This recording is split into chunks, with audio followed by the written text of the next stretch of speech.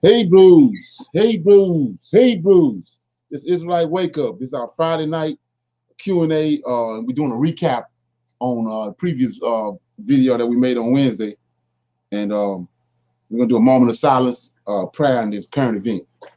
Okay, so our moment of silence is in regards to the Redeemer, the Lord of hosts, that we discovered is our our strong one that's over us, over the nation of Israel. He was appointed to us by the Lord of hosts, by the Yahweh, when he divided the land up in Genesis chapter 11. And he gave Mount Zion and Jerusalem and that whole area, land of Canaan, to this angel, and to this Michael, and he's inherited it. So from there we're going to go to our prayer, and then we're going to current events.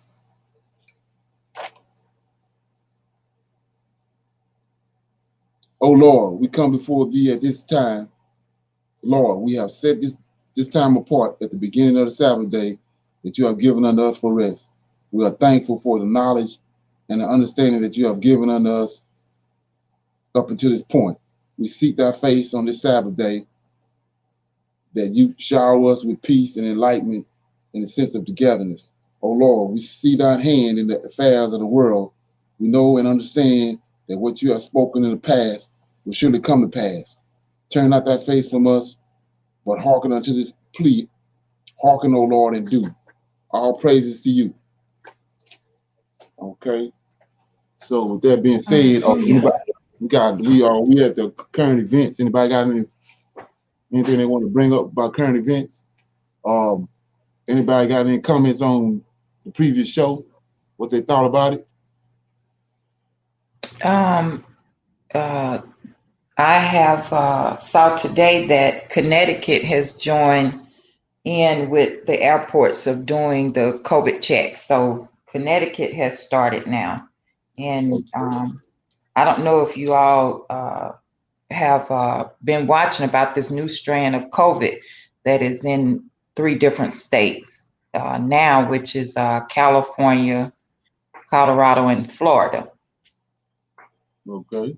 And the National Guard has started doing COVID testing for the citizens in Florida. So they got the National Guard testing for COVID. Okay. So we can look for other stuff to come down the pipe. Yeah, I saw something pertaining to that too. It was a governor was making a point about they short of frontline workers, and so it's holding up the vaccinations because they don't have enough frontline people to administer the vaccination, and they are considering using the National Guard and the Army to help them with the vaccinations. And on the class Wednesday night, it was a awesome class. Just for you to even bring forth the fact that we cannot omit any books. They've all been tampered with in one way or another. One book does not cover everything. So, like you said, if we've been scattered, so has the word. So it was an awesome class. Okay, appreciate that. Anybody else?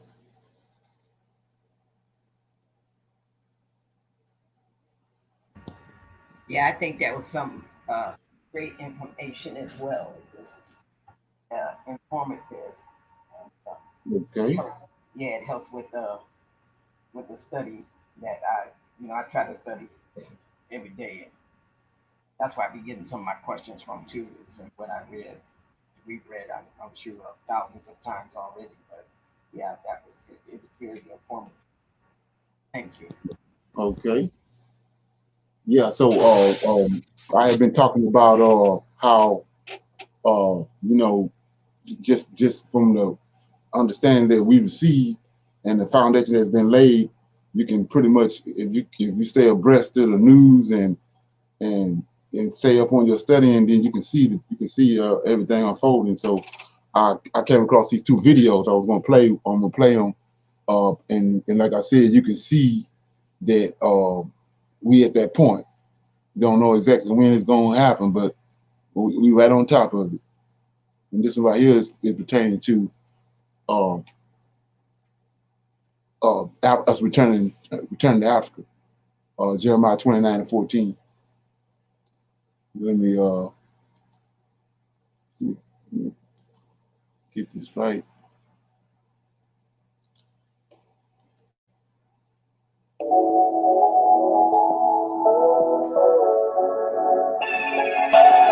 In recent years, a new wave of African Americans and African diasporas are escaping the incessant racism and prejudice in the United States and other Western countries. From Ghana and the Gambia to Senegal, communities are emerging in defiance of conventional wisdom that Africa is a continent everyone is trying to leave. Ghana is the most preferred destination among the many arriving in Africa for a visitor to stay. But why is the high interest for Ghana and not the other countries in Africa? Our video today will look into the factors driving in many African descendants into Ghana, and how the country became so popular and the mecca for the African diaspora. Before we continue, kindly take a moment to like this video, and also don't forget to... Yeah, so you see how he said they being driven to Africa, and then like I said before, the Most High made a statement about one by one they're gonna come, like they're gonna wake up like willows by the water course. Same thing with this. We see that from the first time we started dealing with this, the trickle then started to turn into a little stream. It's slowly leaving over there. It's an event getting ready to happen. This is where they want us to go. They already got it started, so it's an event getting ready to happen that's going to drive us over there. The ones that's like he did in with Cyrus. He said those whose spirit he raised. See what I'm saying? And it's a good fig and a bad fig. He's going to take the good figs to a certain place to be protected, whereas the bad fig, he's going to root them out. Mm-hmm. We see it happening right now. Subscribe and share the video with friends. So without any further delays, we will start with our first fact, which is Ghana being historically a slave trading hub during the transatlantic slave trade. The Portuguese built the first permanent slave trading post at Elmina on the Gold Coast, now Ghana. The fort eventually passes through Dutch and English hands, and by the 18th century was handling 30,000 slaves each year.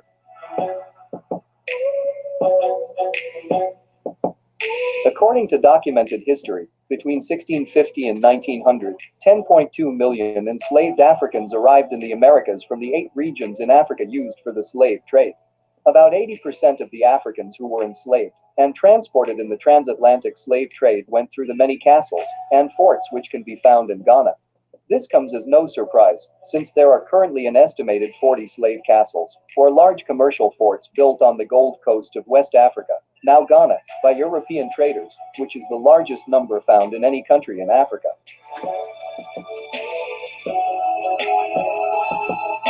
Ghana was the first sub-Saharan country to gain independence in 1957 from European rule. The founding father of the country, Dr. Kwame Nkrumah, was a strong Pan-Africanist who paved the way for his country to gain independence from British rule. He was the first Prime Minister and President of Ghana, having led the Gold Coast to independence from Britain in 1957. An influential advocate of Pan-Africanism, Nkrumah was a founding member of the Organization of African Unity. Nkrumah's Pan-Africanism journey started during his 12 years abroad pursuing higher education, developing his political philosophy, and organizing with other diasporic Pan-Africanists. So what we see today was being set up back then. It's right here. See them two people there? Man. Mm-hmm. They gave them to us, but we keep your eyes open and listen to this right here. You're going to see they were setting all this up back then. I'm going to show you that. I told you about W.E. Du Bois and how they had sent those, when the Israelites started waking up back then, the ones they sent out of here, they sent to Liberia, called themselves building the African continent over, African country over in Liberia was Israelites that was waking up. They sent them over there, but they sent W.E. Du Bois over there to make sure that it don't flourish. They sent, but the people don't not understanding that, thinking he working with them, but W.E. Du Bois is a plant to undermine it. Mm. Hmm. While studying in the United States, Nkrumah was influenced by Marcus Garvey, Du Bois, the socialist writings of German political philosopher Karl Marx, right German political economist Friedrich Engels, and Russian revolutionary leader Vladimir Lenin. He formed an African students' organization and became a popular speaker, advocating the liberation of Africa from European colonialism. His single-minded desire to make Africa the proud home of all peoples of African descent, dispersed around the world, brought him to work with many leaders and architects of the Pan-Africanist movement, including W.E.B. Du Bois of the United States, George Padmore of Trinidad, and Nnamdi Azikiwe of Nigeria. He was one of the organizers of the historic Fifth Pan-Africanist Congress in Manchester, England, more than half a century ago, a congress which proved decisive in the struggle against foreign rule in Africa and against racial oppression in the West, and which demonstrated a remarkable unity between continental Africans and Africans in the diaspora.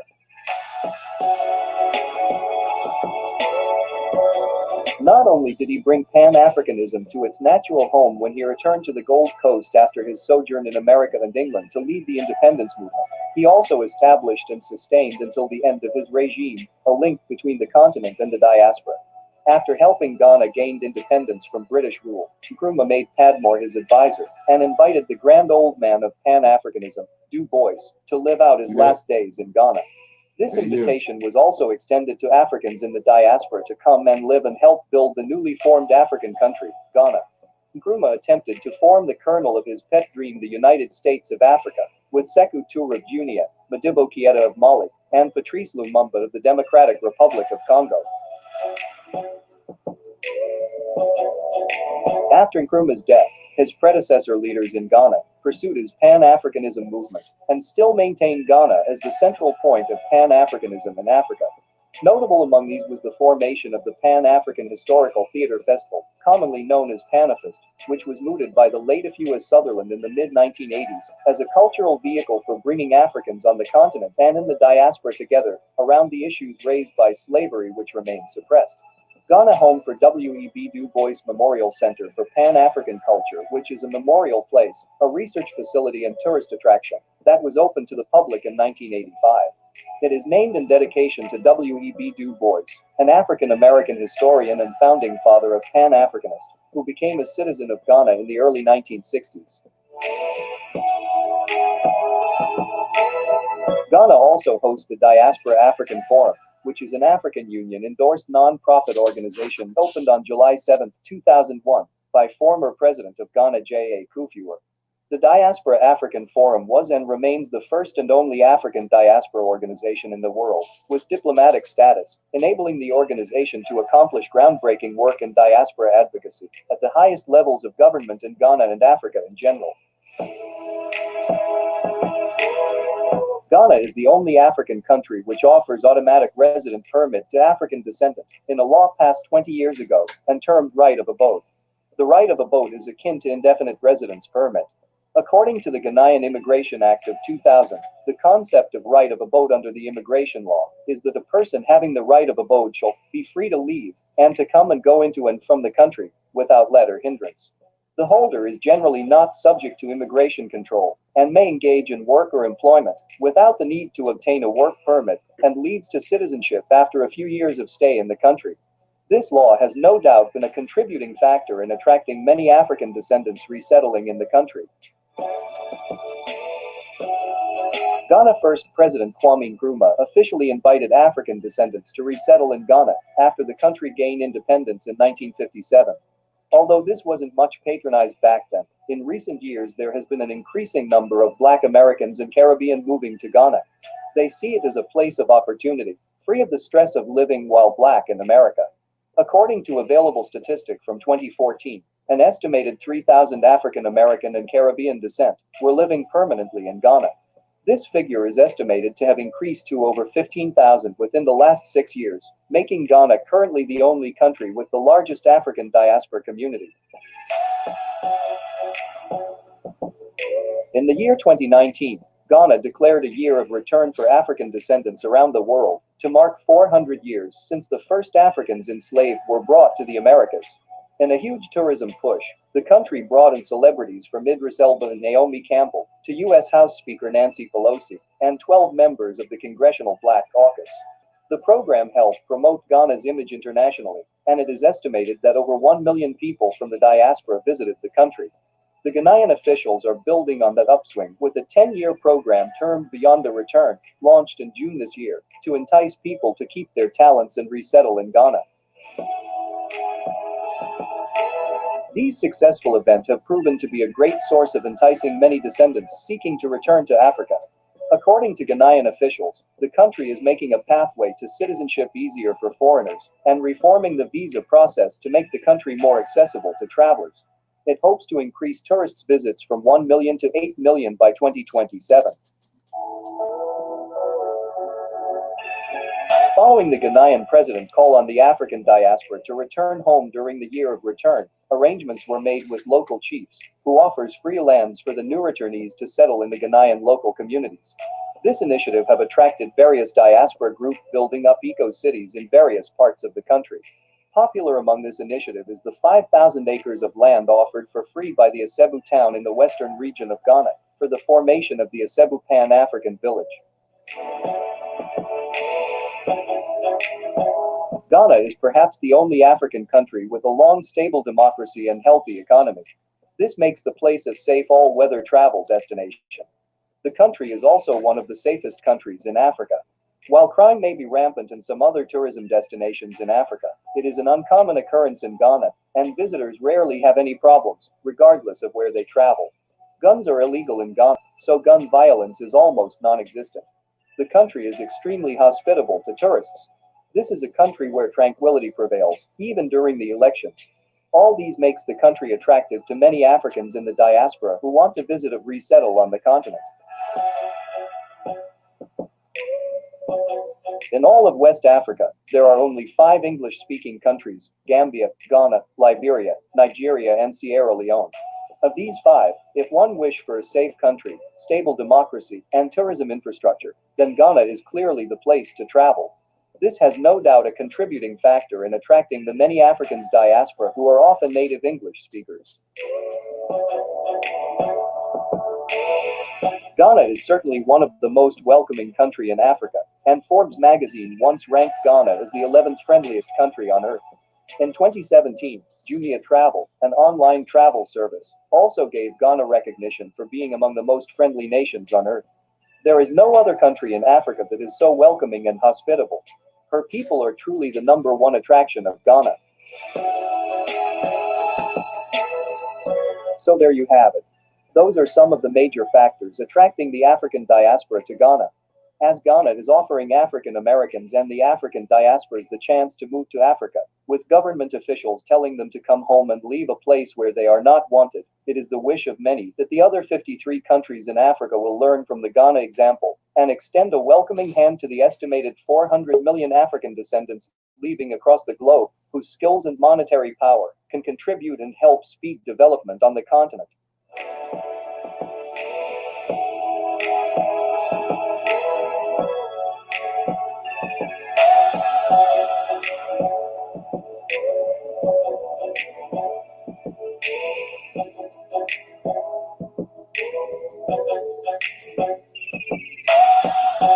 If you enjoyed this video and would like to get more, Okay.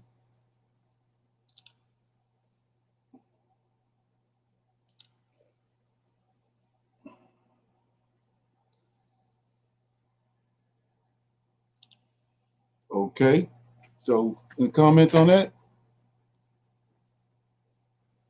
You think they are really boosting up Ghana for what reasons? One thing that really stood out to me was when they said that that the celebrities would be able to keep their talents and settle Right. in Ghana and the citizenship after a couple of years.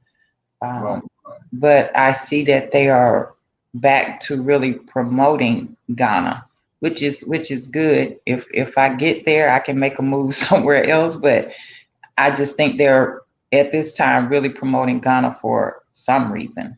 Not quite sure why. Yeah, well, so the way you got to look at that is Ghana is a template. If you notice what he said, if they said right at the end that hopefully other African countries will catch on to what Ghana doing. That's what they want. And so we looked at the one video where I showed you where they were showing the repatriation center, which is in Ibis Albus in Ethiopia. So they want to, once they do this template, we already see them doing in a Wakanda One village in Ghana. So they're planning on building a bunch of Wakanda One villages in each area and all over the place. So that's Ghana is, and what they're doing right now is the trial run. And it's going super duper because of all the people running over there. Right. They don't have to do all this in the other countries because of what they're doing in Ghana with the celebrities, because of they already see how good this going. So people are going to come from there to go to all the other countries. And we see the migrations already picked up. Mm-hmm. Yeah. So, and over here, they're making this place look more and more unpresentable with the COVID-19 and all that. It's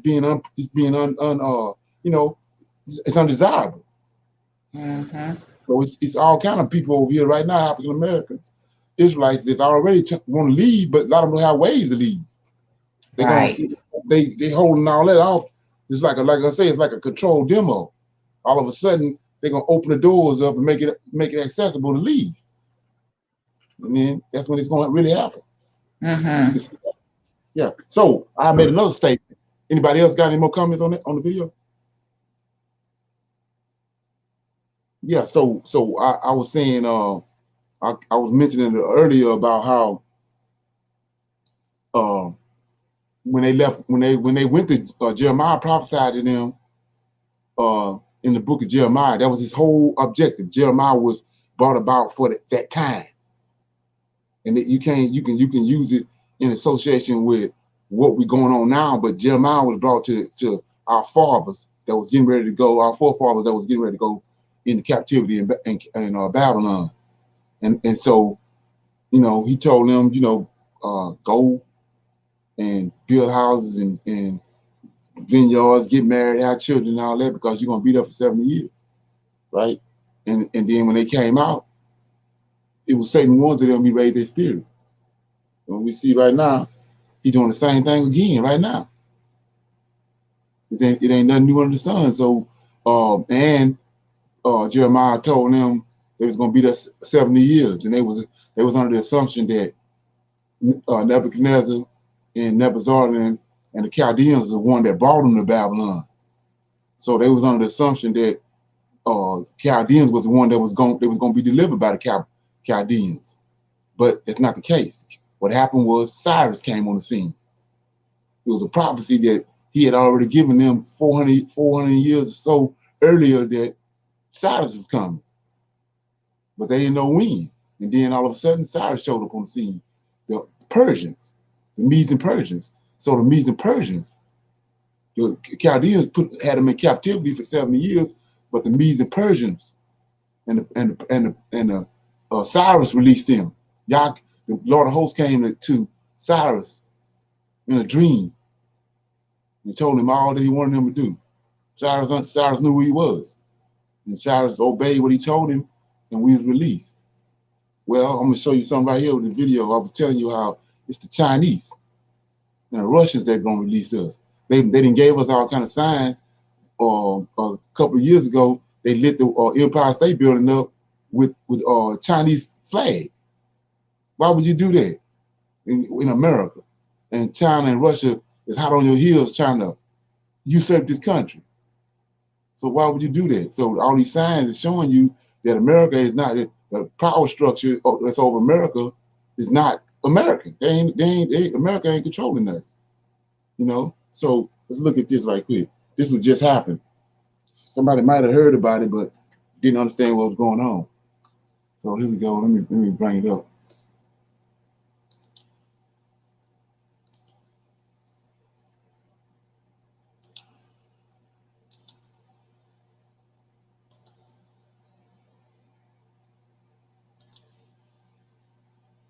Okay.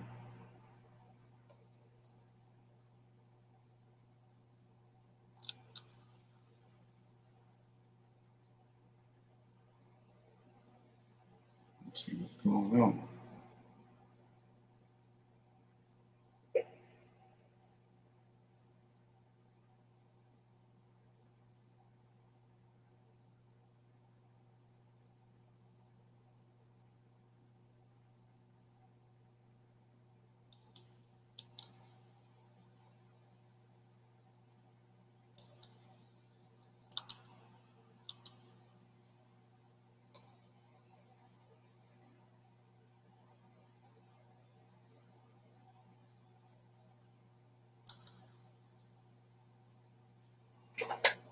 Okay, something going on with this thing. I don't know what it is.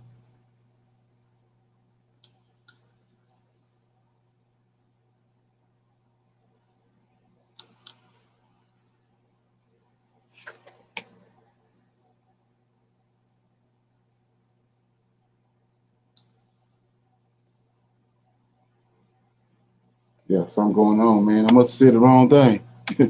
It's crazy.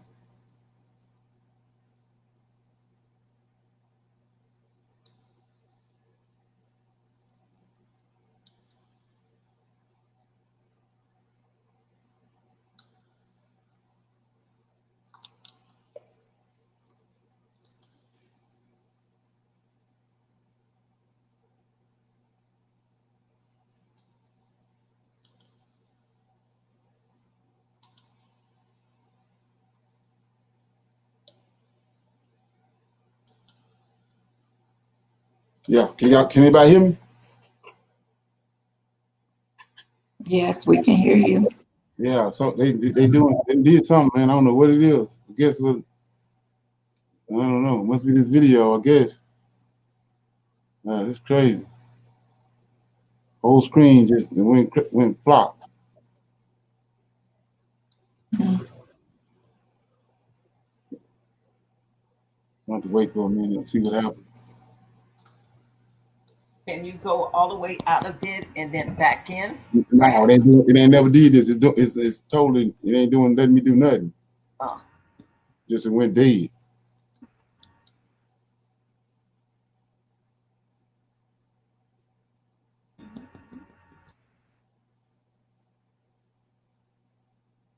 your connection's good. Yeah, yeah. This somebody else outside of this doing this. This ain't it's crazy.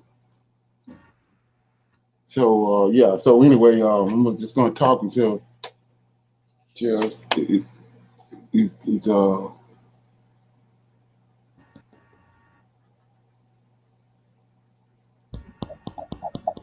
let me go out and try to come back in.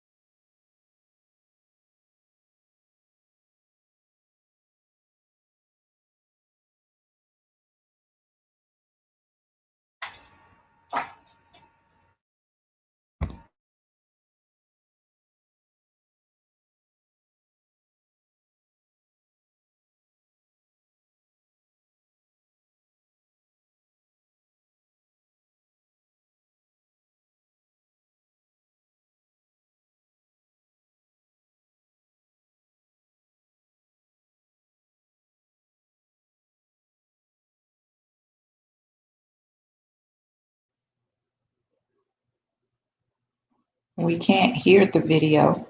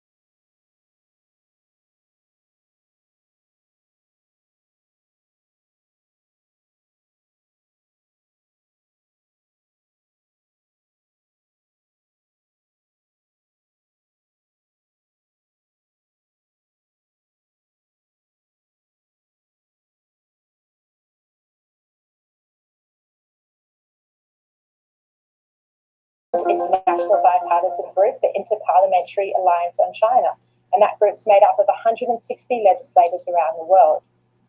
It was then given to an international consortium of 4 media organisations. Can you hear it? The Australian, the Sunday Mail in the UK, the Standard in Belgium, Yes. the Swedish editor. Yes. Okay. Over the past 2 months. And that's what we've done. At the Australian, we then were able to independently get hold of a more complete version of the same database from a confidential source. This allowed leading cybersecurity firm Internet 2.0 to track. So what they're showing you is the Communist Party is all over the whole world. They got you thinking it's just over there, but they controlling all this stuff, and it's just like when you go back and send it in these companies, all these companies. Well, these are the same companies that I told you they Luciferian. They worshiping Lucifer. When you go look at Coke and all these different products, they got the sun and under the bottom of the bottles, or even on the dishwashing detergent, all that they got the sun on there. That's Lucifer. That's Satan. These are the same companies that supported Hitler. So this is behind us wanting us over in Africa. They're the ones behind all this, and they got you thinking that this is the reason why they put the flag on the Empire State Building a couple of years ago, because America ain't no longer in charge. They got you thinking that, and so we see this same Chinese party is the same, connected to the same people that's over there in Africa, been in Africa, Chinese all over the place. China and Russia working together. This Gog and Magog, Ezekiel 38. Yeah. Trace the data back to its original leak and then conduct a rigorous metadata analysis and verification. And Robert Potter, who did this analysis, will be on the show in a moment. Now, a spokesperson for the Interparliamentary Alliance on China said Luke de Pulford was the person who received the... If you remember, I'm going to let it play after this. If you remember, just last week, they had a big old breach by Russia. And they didn't downplay that. Russia said leak, that it's a leak that's been going on for 9 months. But the guy came out and made a statement that it's not a leak. He said somebody coming in through the back door. And you think it's a coincidence that what happened with Trump with the 2016 election? You know, this Russia and China, all of a sudden they're all in America's business. But it's already been prophesied in Ezekiel 38. The database from a non-governmental source, but was not in a position to verify it, so he handed it to experts. He said journalists have since investigated and their findings are disturbing indeed. IPAC will push for governments and companies to respond, setting out how they intend to safeguard their values in the face of infiltration. And that's how they're describing this. Infiltration by Communist Party members by the party in major global companies. Charles Sturt University Public Ethics academic and specialist on China, Professor Clive Hamilton, said that the intellectual property of Australian companies or any global companies that has CCP employees embedded unbeknownst to them is at high risk of theft. He said that CCP members are obliged to purloin sensitive information if asked by China's intelligence agencies. They have no choice, he says, but if they are party members, it's what they sign up to. The party always comes first. He also points out that Shanghai is the main hub in China for organizing spying on Western nations. He says the Ministry of State Security often uses the Shanghai Academy of Social Sciences to recruit foreign academics. Now, as part of this investigation, 2 Western intelligence agency sources said they would be keenly interested in having access to the data, and we understand that ASIO already has access to this database, although that is not confirmed and ASIO declined to comment. Now, it's worth noting that there is no suggestion that these members have committed espionage, spying, no suggestion at all. The concern is over whether Australia or these companies knew of the CCP members within their employ, and if so, whether any steps have been taken to protect their data, their intellectual property, and their people. Now, this all comes as the US Director of National Intelligence, John Ratcliffe, said recently in an opinion piece published in the Wall Street Journal that China is national security threat number 1. He said the intelligence is clear. Beijing intends to dominate the US and the rest of the planet economically, militarily. It's already being set up in front of our face. I call its approach of economic espionage, rob, replicate, and replace. China robs US companies of their intellectual property, replicates the technology, and then replaces the US firms in the global marketplace. China also steals sensitive US defense technology to fuel President Xi Jinping's aggressive plan to make China the world's foremost military power. US intelligence shows that China has even conducted human testing on members of the People Liberation Army in hope of developing soldiers with biologically enhanced capabilities. Just extraordinary. And it's against this back. Ain't that what's in the vaccine? Yes. Okay, what did the COVID-19 say they started it? In China. China. Yeah, that's how they work. It's right in your face, but you know who knows? They think we still gotta wait on the Antichrist and all that. You know, come on. Over such deep concern about the theft of intellectual property, about China's escalating aggression and economic coercion, that this leaked list of Communist Party members has made its way into the public domain. Now, to find out who is on the list, which companies have been exposed, and how the Australian government has been affected, you need to read the Australian newspaper. It'll be online later tonight or in the paper and online tomorrow. Subscribe if you're not already. Okay, not bad.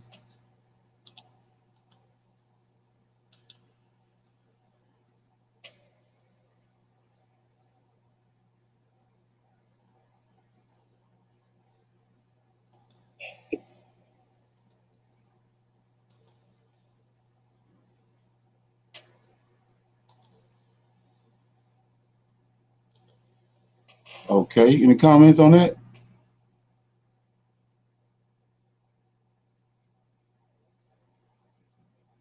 No comments?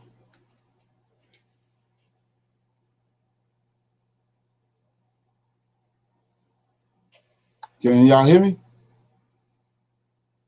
Yes, we can hear you. I have no comment. Okay, all right. So, with that being said, like I was saying before, you see all this stuff is right in your face on even on YouTube. But if you off down Prim Road somewhere, you ain't gonna see none of this. But you see just these 2 videos. You know, it's not gonna take them no 2 to 3, 4 years to do this because it's already in our face. It's coming down the pipe. It's not a coincidence that Trump lost and Biden won. It's all this whole thing being set up China and Russia behind this. America is pretty much done. They're on their way out. And so, and the belt, I told you about that road and belt initiative that they're having over there in China. All that's going on under the nose of the Americans, average American don't even know nothing about that. So we got all this stuff going on, China and Russia behind it, and then we look at the program they got in place to ship us out of here. So we see where it's headed, and it's getting ready to happen soon. So with that being said, I'm trying my best to keep everybody updated on that. So what I want to deal with now is what I was dealing with Wednesday about.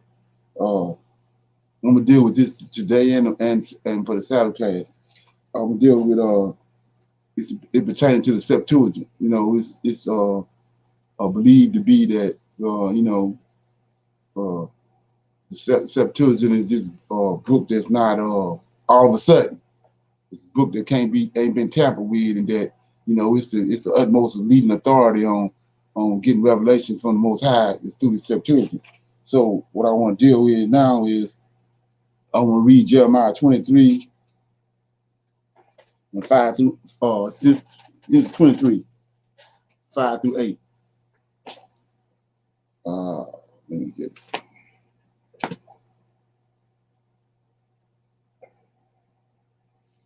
Jeremiah 23. So we didn't went over this again, but I want to shine a light on it as far as making everything plain. So 23 and verse 5 says,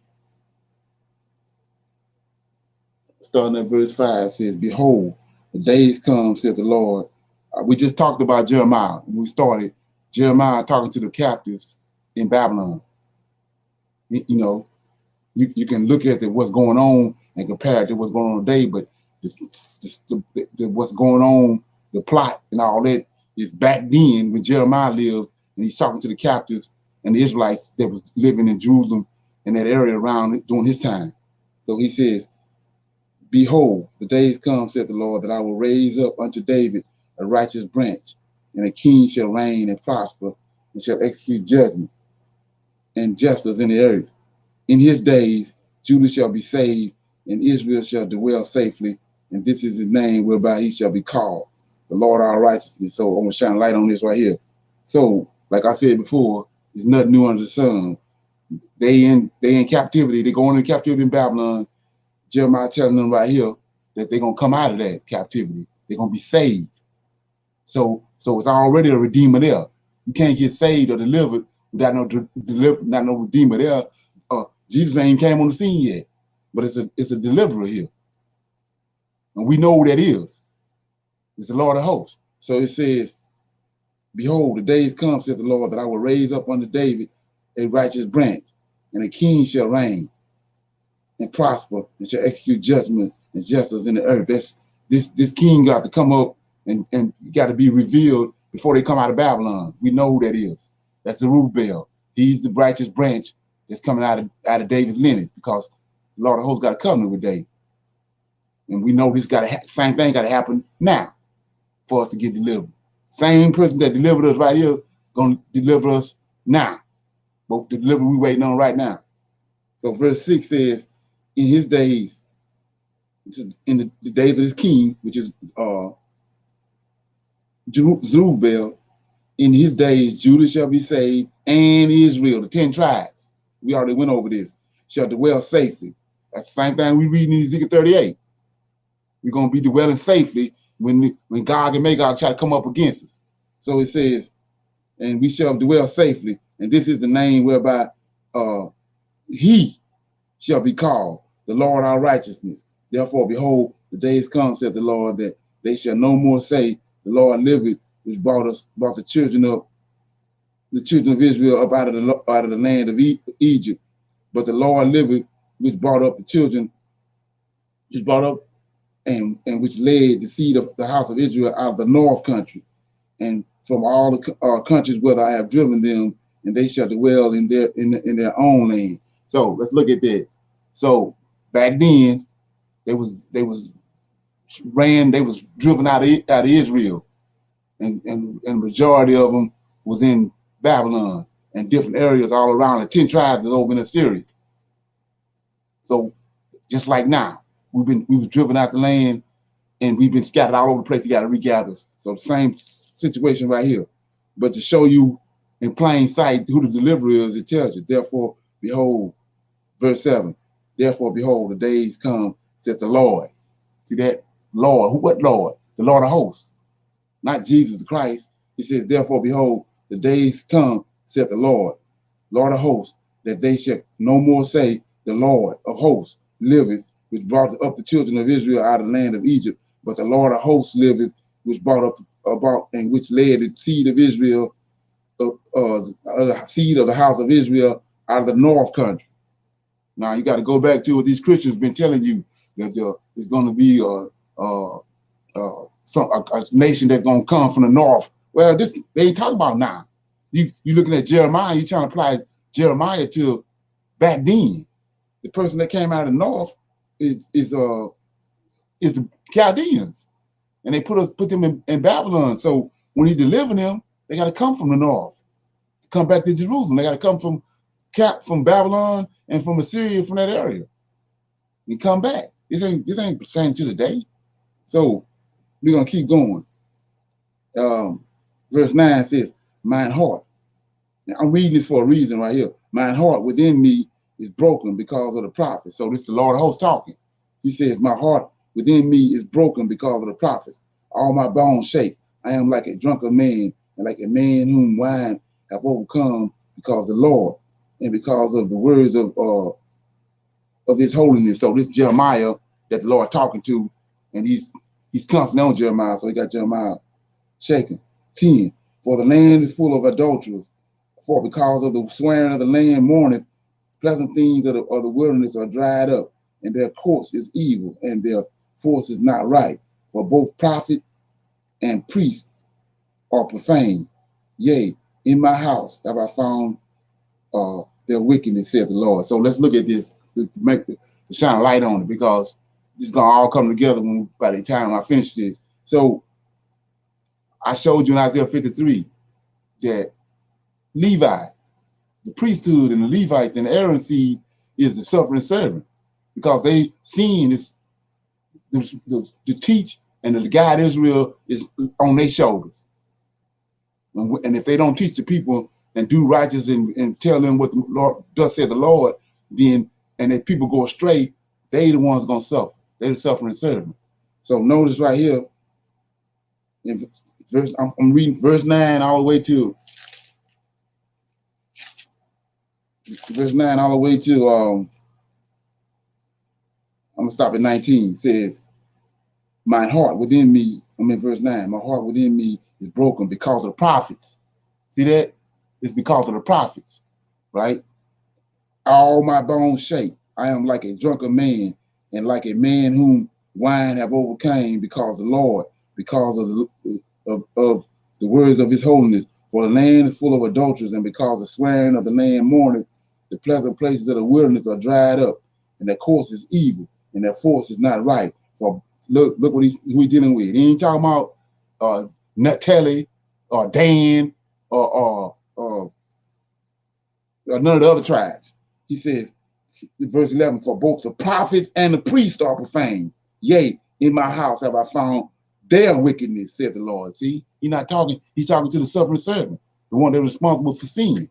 So he says, "Wherefore their way," the prophets and the priests and the priesthood, "wherefore their way shall be unto them a slippery way in the darkness. They shall be driven on and fall therein, for I will bring evil upon them." See that? This is suffering servant. He's bringing evil. They're responsible. And he's bringing the evil upon them, which is going to cause them to be suffering. So he says, "For I will bring evil upon them, even the year of their visitation, says the Lord. And I have seen folly in the prophets," see that, "of Samaria." That's the 10 tribes. "They prophesy in Baal and cause my people to err, Israel to err. I have seen also," look at this, "I have seen also in the prophets of Jerusalem." That's the southern kingdom. He's dealing with the prophets. right? A horrible thing. They commit adultery and walk in lies. They strengthen also the hands of the evildoer, that none doeth return from his wickedness. They are all of them unto me as Sodom and the inhabitants thereof of Gomorrah. Therefore, thus says the Lord of hosts. We see plainly who it is, right? Thus says the Lord of hosts concerning the prophets. Behold, I will feed them with wormwood and make them drink the water of gall. For from the prophets of Jerusalem is the profane is gone forth into all the land. See that? From the priesthood. They wicked as hell. And it went forth. So they the ones gonna suffer. But I want to show you something. Because like I said, everything been skewed. All our books been skewed. You gotta have the spirit of the Most High to go in there and get the meat out and deliver it to the people. And that ain't no easy job. It ain't for everybody. So 14 says, I have seen also in the prophets of Jerusalem a horrible thing. They commit adultery. And so they replaced the son. I showed you in Matthew 3 and 15 that they tell you the son was Jesus Christ. He went into Egypt. And then he called his son out of Egypt. And and they saying when Herod died, he called his son Jesus out of Egypt. But when we go to Hosea chapter 11, verse 1, he tells you flat out who the son is. He says, Israel is my son. And when he was a child, I called my son out of Egypt. So we see Israel is the son. So with that understanding, when they killed JC on the cross, and they had us brainwashed for the longest until the Most High came and woke us up. So they said we looking at this story with Jesus getting crucified on the cross. What did the Roman soldier do? He dipped a cloth in the vinegar, gall, and gave it to Jesus. So let's look at this right here. 14. I have seen also in the prophets of Jerusalem a horrible thing. They commit adultery and walk in lies. They strengthen also the hands of the evildoers, that none return from his wickedness. They all of them unto me as Sodom and as the inhabitants of Gomorrah. Talking about the priests and the Levites. Therefore, thus saith the Lord of hosts concerning the prophets, behold, I will feed them with wormwood, and I will make them drink the water of gall. See that? That's where they're getting it from. The whole little scenario with Jesus being the man dipping the thing in the water with the vinegar in it and putting it up to his mouth. It's right here. This is Most High doing this to the Israel, the real son. They done took it and flipped it over New Testament and added it to this bull crap story of Jesus. So then it says 16. I will make them drink the water of gall for from the prophets of Jerusalem is profane is gone forth in all the land. Thus says the Lord of hosts, hearken not unto the words of the prophets that prophesy unto you, that make you vain, that speak a vision of their own heart and not out of the mouth of the Lord. They say, still unto them that despise me, the Lord hath said, ye shall have peace. And they say unto everyone that walketh after the imagination of his own heart, no evil shall come upon you. For you have stood in the counsel of the Lord and have perceived and heard his words. Who have marked his words and heard it? Behold, a whirlwind of the Lord is gone forth in fury, even a grievous whirlwind, and it shall fall grievously upon the head of the wicked. And the anger of the Lord shall not return until he have executed, until he have performed the thoughts of his heart. In the latter days ye shall consider it perfectly. I have not sent these prophets, yet they ran. I have not spoken to them, yet they prophesied. But if they had stood in my counsel and had caused my people to hear my words, then they should have turned them from their evil way and from the evil of their doing. So I showed you right here. You can keep reading it on your own. I'm in Ezekiel 23. So I showed you that he's dealing with these prophets. So let's go back and look at the beginning of what I started reading it. It says, behold, the days come, saith the Lord, that I will raise up unto you, I will raise up unto David a righteous branch, and a king shall reign and prosper, and shall execute judgment and justice in earth. So we see plainly right here that it was saying that he's gonna raise up a branch under David. So if he's gonna raise up a branch under David, he got to be a king, like Solomon was, like Hezekiah was, Jehoshaphat, and I can't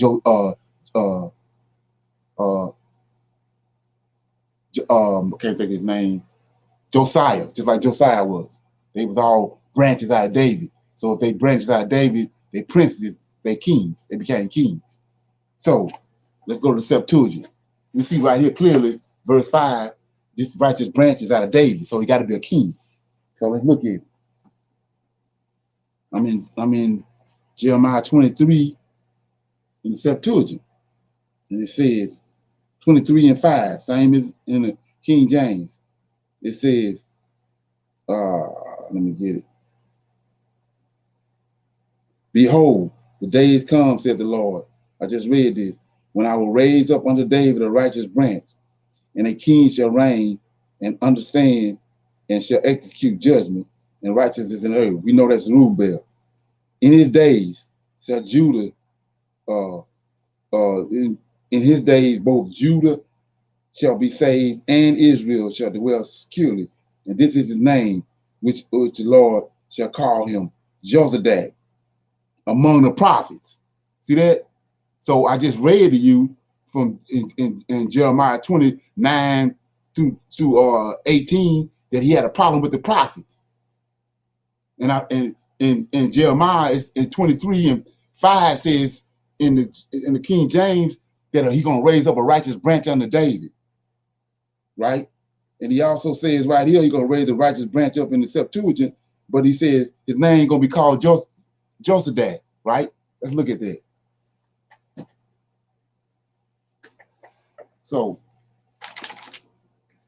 when you go to, remember that Josadak, right? So go to Haggai. I'm getting ready to do some reading because it's necessary. You got Haggai?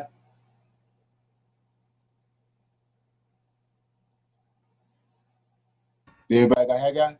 Yes. What chapter? 1. Yeah, 1. Okay. Verse 1. So he said over there, a righteous branch is gonna be gonna be raised up under David. That means that's a king. But then you get to the next verse, then he says, and his name shall be called Josadak. So okay, I'm in chapter 1 in Haggai.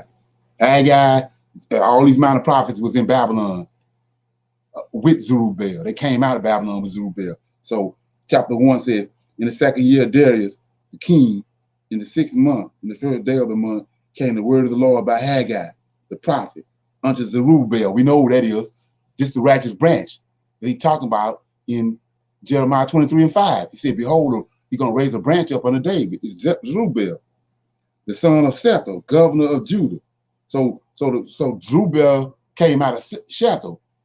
I may not be saying his name right, but Shethel was from Jehoiakim that was taken by Nebuchadnezzar when the captivity first started. And Jehoiakim's wife and all his mother and all of them was taken with him. That was the Lord of hosts doing. So he can continue David's lineage on. So he had Shethel. Then they was there for 70 years. By that time, Shethel had Zerubbabel. Lord of hosts already know this. So this is the lineage he talking about in 23 and 5 of Jeremiah. So we're gonna keep reading. But we know I might be getting ahead of myself, but I'm gonna show it to you. So we know it's 2 messiahs. It's 2 families in Israel the Most High got a covenant with. He got a covenant with Aaron. There's always gonna be a man out of priesthood that's gonna be from Aaron's lineage that's always gonna be over the temple. And the king of David is over the whole nation. These two working together. So it says, the Lord, the word of the Lord by Haggai, the prophet, unto Zerubbabel, the son of Shethel, governor, king of Judah, and Josiah, son of who? Josadak. They go to Josadak right there. That Septuagint brought up. But it's not out of the king, it's not out of David's lineage. Josadak out of David's lineage. So let's rightly divide this.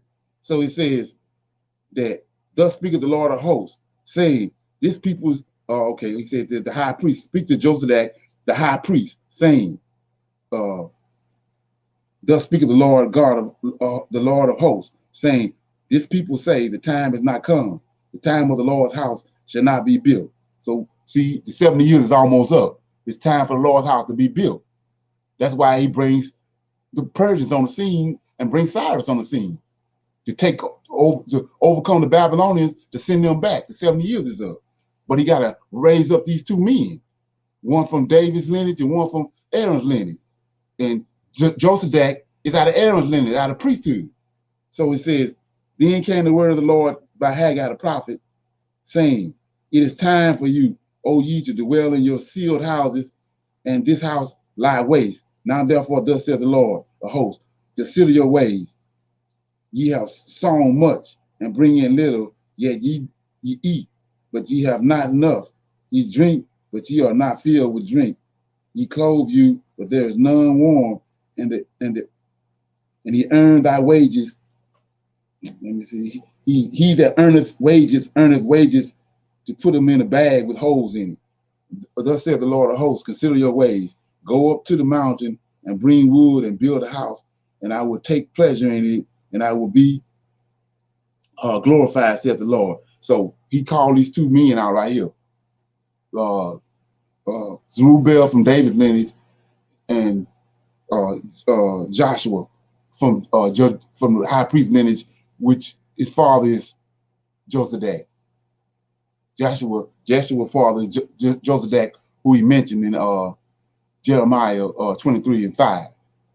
Okay, so then he just told them in the Lord of hosts just told them through Haggai in verse 8, go up to the mountain.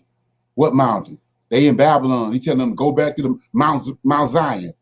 I'm gonna read it.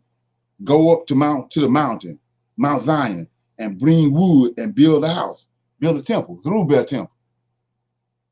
Says, and I will be glorified. And I will take pleasure in it, and I will be glorified, said the Lord. So we see he's sending them on their way. So we're gonna go to chapter 2, verse 1. It says, in the 7th month, in the 21st day of the month, came the word of the Lord by Haggai, saying, speak now to Zerubbabel, the son of Sethel, king of Judah, and Joshua, the son of Josadak. There you go again. So we're going to make this plain. The high priest, and to the resident of the people, saying, who is left among you that saw this house in her first glory, and how do you see it now? It is not in your eyes in comparison to it as nothing. So he's comparing Zerubbabel temple to Solomon's temple, and it ain't no comparison. Solomon's temple was more grander. So he says, yet now be strong, O Zerubbabel. He's encouraging Zerubbabel, King David, out of David's lineage, the righteous branch, and be strong, O Joshua, son of Josadak, the high priest, and be strong, all ye people of the land, says the Lord, and for Lord, and work, for I am with you, says the Lord of hosts. So we see now why Josadak was mentioned. And I was showing you that it's two messiahs, and they working hand in hand. So let's go to Zechariah right quick. We're gonna lay this all the way out. Okay, I'm in Zechariah chapter 4.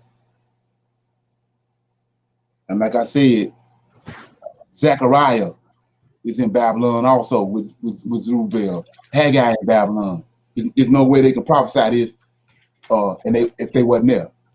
So I'm in chapter 4 of Zechariah. It says, and the angel that talked with me came again and waked me, as a man that is waking out of his sleep, and said unto me, what seest thou? And I said, I have looked, and behold, a candlestick all of gold, and a bowl upon the top of it, and the 7 lamps thereof, and 7 pipes of the 7 lamps which are upon the top thereof, and the 2 olive trees by it, one upon the right side of the bowl, and the other upon the left side of the bowl. So I answered and spake to the angel that talked with me, saying, what are these, my Lord? And the angel that talked with me answered me and said unto me, knowest thou not what these be?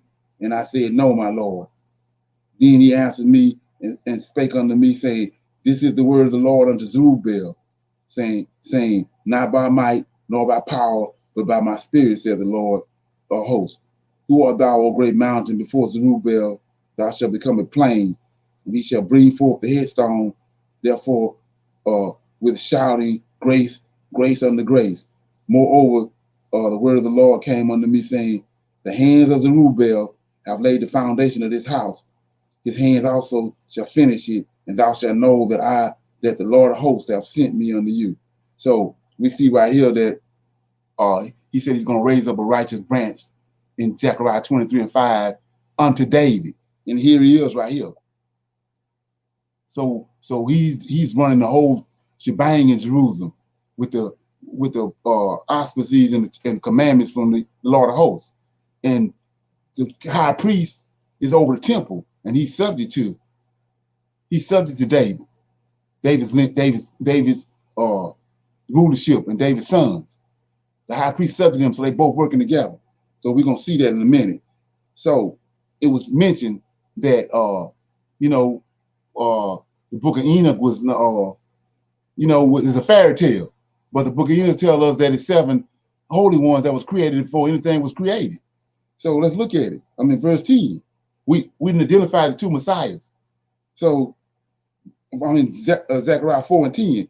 For whoever despised the day of small things, for they shall rejoice and see the plummet in the hands of Zerubbabel with those 7. So these very same 7 that's revealed to the Israelites in these last days in the book of Enoch is here with Zerubbabel.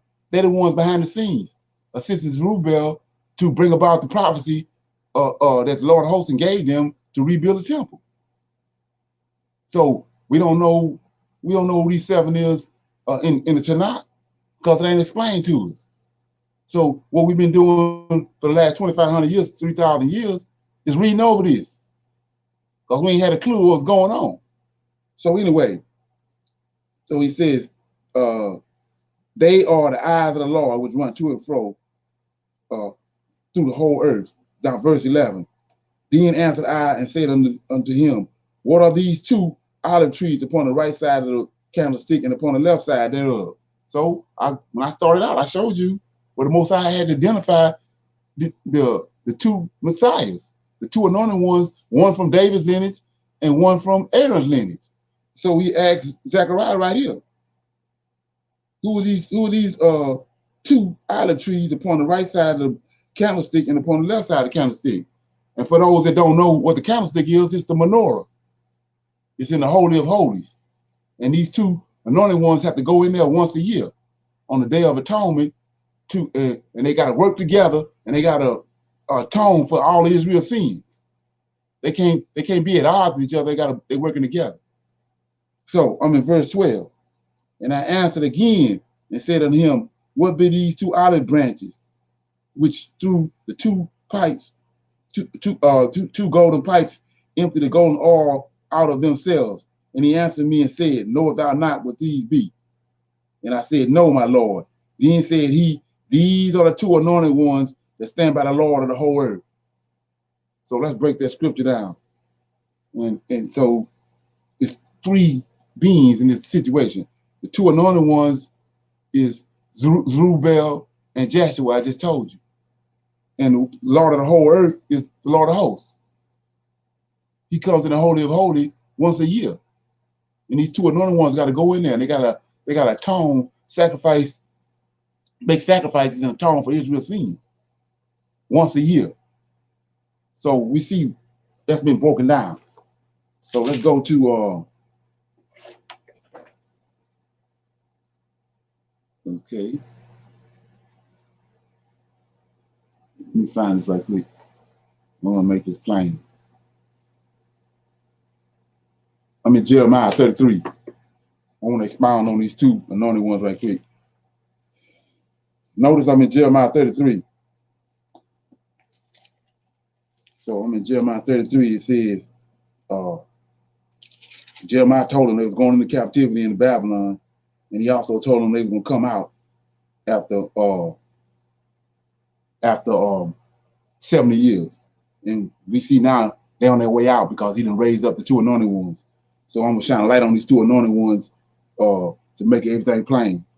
Jeremiah 33:14 says, behold, the days come. Remember, I just read this over in Jeremiah 23. Behold, the days come, says the Lord, that I will perform that good thing which I have promised unto the house of Israel and to the house of Judah, right?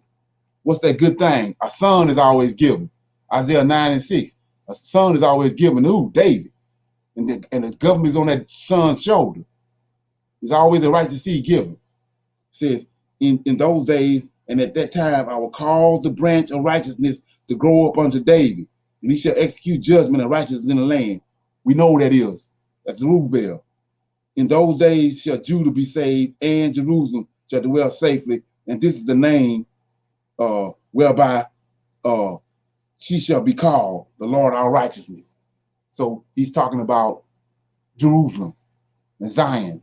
When these two holy ones and Israelites come back, they're going to be holy, because the high priest is a righteous seed, and the David's seed is a righteous seed. So Jerusalem, the she is Mount Zion in Jerusalem, that region. And it's going to be called the Lord our righteousness. So the priesthood was discontinued from the time they left, when Nebuchadnezzar took them to Babylon. And then right here, Jeremiah in verse 17 is promising them the priesthood is going to come back. And it's going to come back through Joseph that's over there in the Septuagint. So it says, for thus says the Lord, David shall never want for a man to sit upon the throne of the house of Israel, neither shall a priest. See that? You can't mention David and don't mention Aaron. Neither shall the priest, the Levites want, the suffering servants want a man before me to offer burnt offerings and to kindle meat offerings and to do sacrifices continuously. And the word of the Lord came unto Jeremiah, saying, thus says the Lord, if ye break my covenant of day and my covenant of night, and that there shall not be a day or night in their season, then may I also my covenant be broken with David, my servant, and he that shall not have a son to reign upon his throne, and with the Levites. See that? And with the Levites, the priests, my ministers, as the host of heaven cannot be numbered, neither the sands of the sea measured, so will I multiply the seed of David, my servant, and the Levites that minister unto me.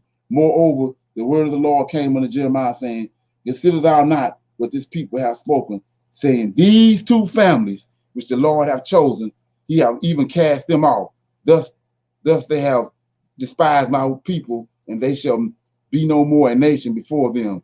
Thus saith the Lord, if my covenant be not with day and night, and if I have not appointed the ordinance of heaven and earth, then will I cast away the seed of Jacob and David my servant, so that I will not take any of his seed to be ruler over the seeds of Abraham, Isaac, and Jacob.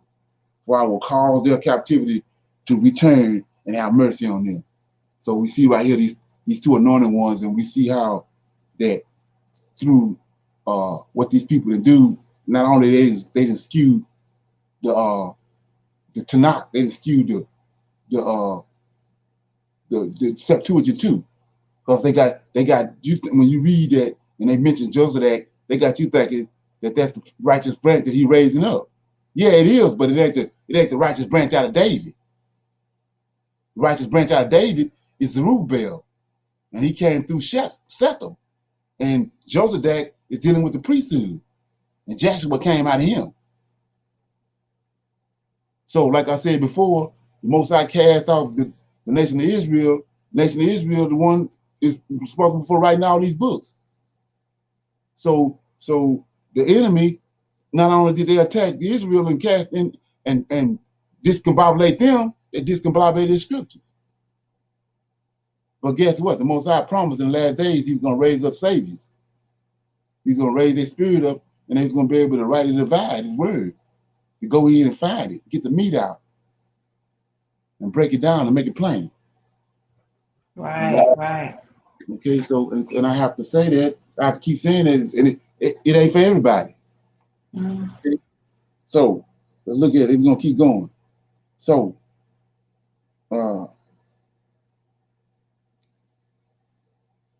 Zechariah 33:15 says, I read that this is in comparison to to Jeremiah 23 and 5. In those days, at that time, will I cause the branch of righteousness to grow up unto David. See that? Joseph ain't out of that lineage. Joseph out of Aaron's lineage. So he says, and he shall execute judgment and righteousness in the land, right? So let's look at that. Now we're going to go to do a comparison with Zechariah 3. Jeremiah prophesied to them before they went to Babylon, and Zechariah in Babylon. And he came out of Babylon with Zerubbabel. So, Zechariah chapter 3.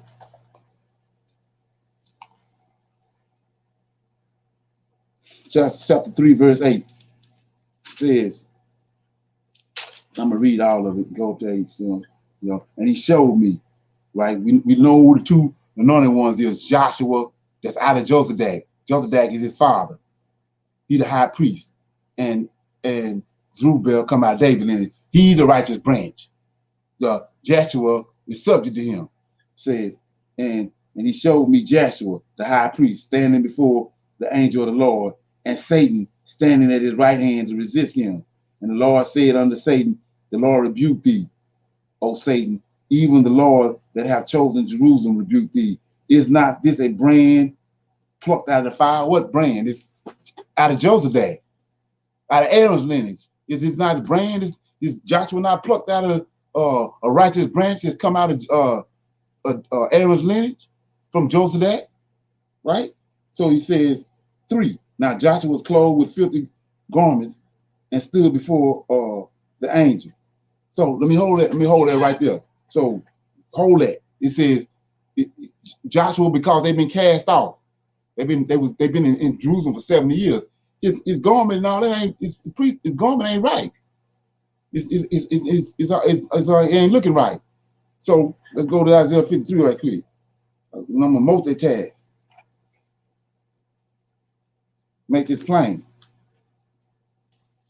I'm gonna show you who the suffering servant is without a doubt, and I'm gonna show you this. So I'm in Isaiah 52. Everybody want to know who the suffering servant is. I'm in Isaiah 52, verse 13, 14, and 15.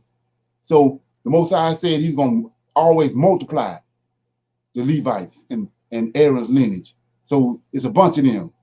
It's a lot of wicked ones, but it's some righteous ones. So we're looking for the suffering servant right here. So I'm in verse 13, Isaiah 52 and 13. Behold, my servant shall deal prudently. He shall be exalted and extolled and be very high, as men were astonished at thee. Right? His vested was so marred. See that? Ain't Joshua vested marred? Because they've been in captivity. Well, these men right here vested is marred more than any man, and his form more than the sons of men with an S on it. That's how we know it's a bunch of them. Now, 15, so shall he sprinkle. It ain't but one tribe do sprinkling in the temple. That's the Levites and the priesthood.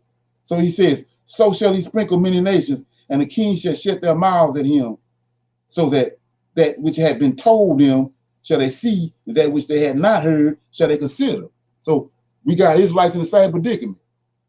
It ain't been told to you, but when it's shown to you, you got to deal with it. Because we see right here, this is Levites. And their garments ain't right because the priesthood have been cast off. So now we're gonna go into 53 and 1. And we'll see who these suffering servant is. Who have believed our same people up here in 13 through 15. That's vestige, that's marred. He says, who have believed our report, and to whom is the arm of the Lord revealed? Who the Lord revealed everything to? The priesthood, the Levites. That go your suffering servant right there. 4 verses. You ain't even got to go no further. So, with that being said, I want to go back over where I was at. Zechariah chapter 3. We picking back up with this Jeremiah 23 and 5. This branch, Zodak. And he showed me Joshua, the high priest, standing before the angel of the Lord, and Satan standing at his right hand to resist him. And the Lord said unto Satan, the Lord rebuke thee, Satan, even the Lord that have chosen Jerusalem rebuke thee. Is not this a brand plucked out of the fire? Now Joshua was clothed with filthy garments and stood by the angel. We know why he got on filthy garments. The priesthood had been cast off for 70 years. And he answered and spake unto those that stood before him, saying, take away the filthy garment.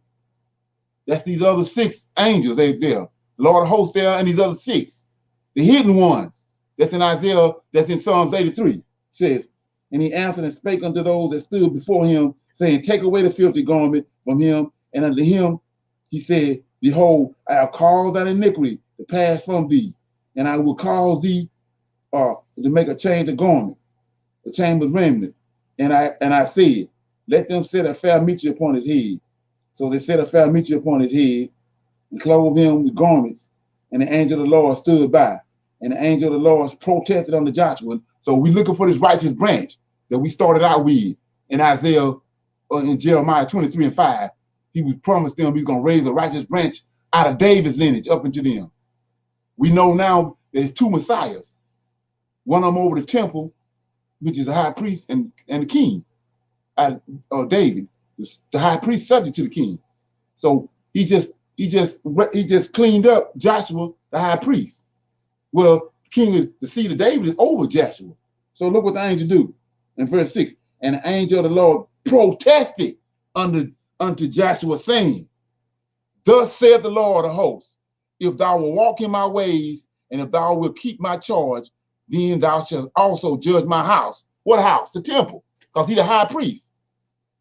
And shall also keep my courts. What the court said in the temple. And I will give thee places to walk among these that stand by. Who is these that stand by? These 6 angels.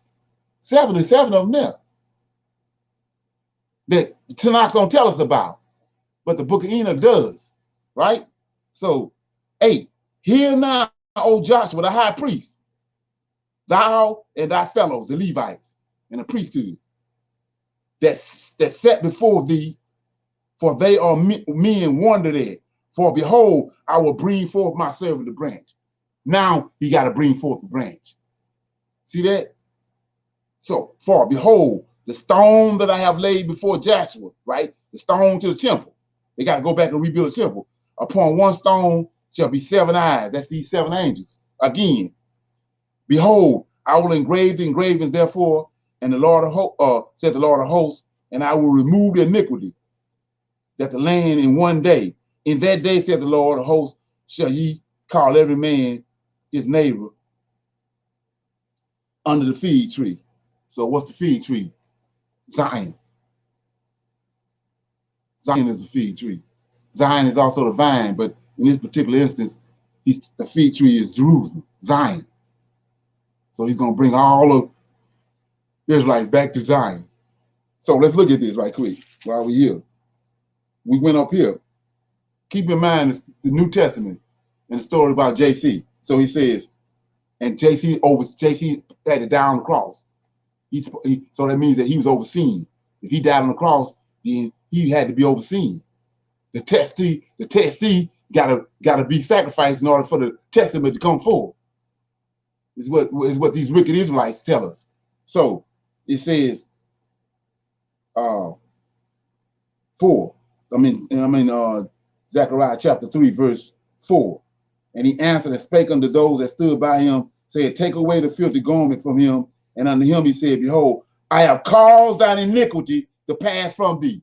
So whoever this is that's causing Joshua iniquity to pass from him got to be overseen. If he caused iniquity to pass from him, well, let's go look at it. We in Exodus right quick. 23.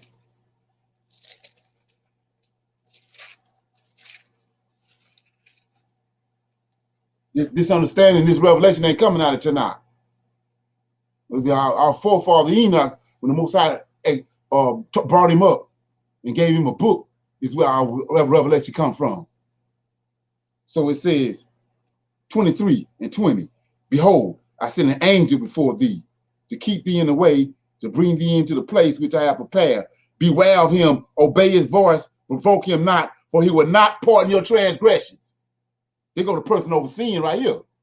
And now he's over here standing in front of Joshua, and he tell the other 6 angels that nobody seemed to know nothing about. He tell them change his garment, and I'm gonna cause the sin that's on him to pass from him. Ain't nobody got to die on no cross. He removed the sin right there on the spot.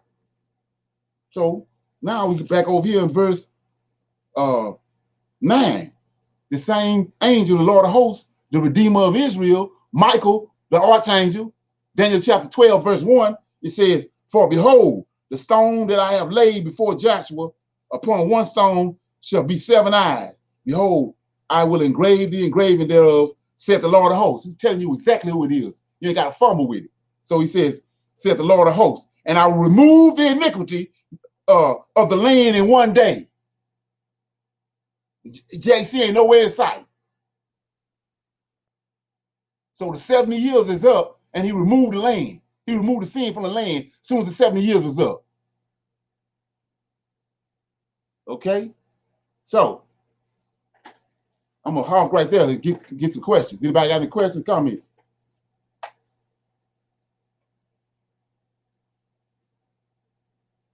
No comments, no questions?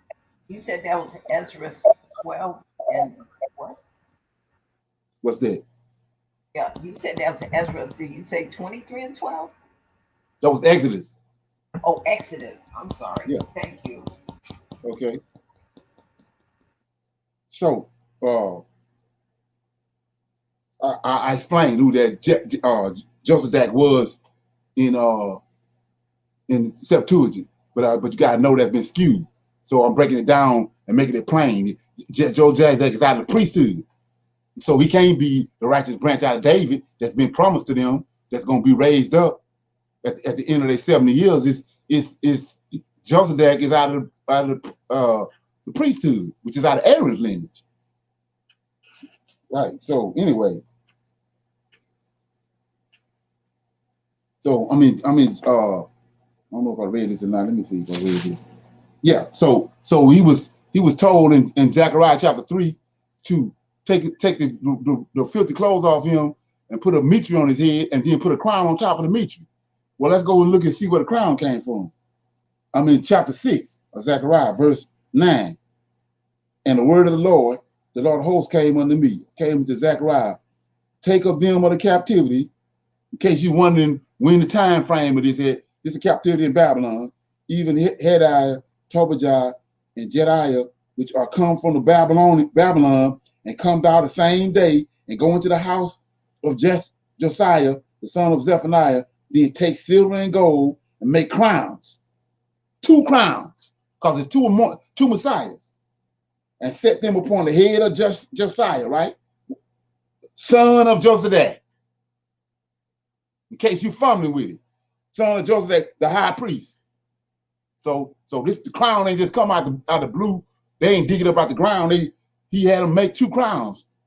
Then he told them to put one of them on Joshua's head, the son of Joseph, the one that's mentioned over in the Septuagint. Okay, and then once he put the crown on Joshua's head, now he's bringing forth the branch. He tells branch, he whispers in Joshua's ear and tell him this other crown is for the righteous branch that I promised after these 70 years, Zerubbabel. Right? Okay.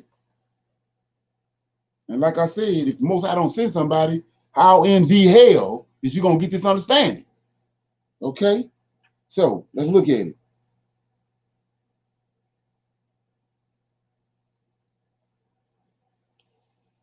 So with that being said, now let's go to Daniel chapter 25, which is what all it's all about. So Messiah and Anointed One is the same thing. And so the Most High promised us in Jeremiah 23 and 5 that after they come out of Babylonian captivity, he's going to raise up a Messiah and he's going to rebuild Jerusalem, the streets and the wall that Nebuchadnezzar and them tore down. So let's look at it. Daniel was in Babylon. Zechariah, Haggai, Hosea, Zerubbabel, they're all in Babylon. Okay, so where I was going, it said Zechariah. Daniel, my bad. I said Daniel. Excuse me.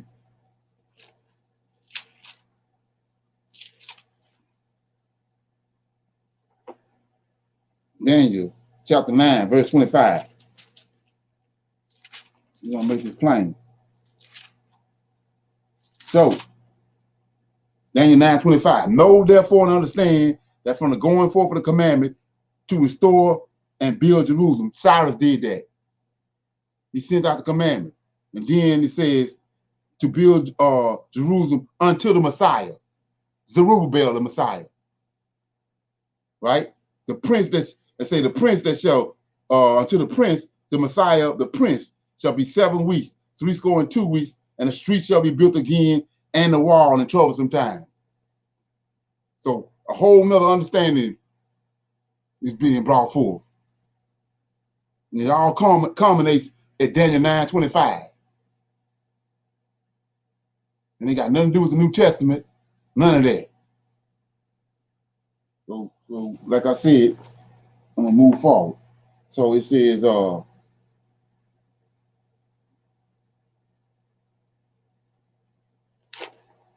so with that being said, it says that the scriptures have been placed everywhere to make the Gentiles look good. They use our scriptures, and just like they brought us over here, America looked good, but the Israelites the one built it up. They concocted the New Testament and all these other factions that's tied to it. But our scriptures is what making it look good. And you got to be able to go in there and get our scriptures out of there. They done placed them all over the place. And it's skewed. Everything got to do with us been skewed. But like I said, our Redeemer, the Lord host, promised that he was going to raise up some men, just like he did when they left Babylon, to lead Israel in the right direction. Okay?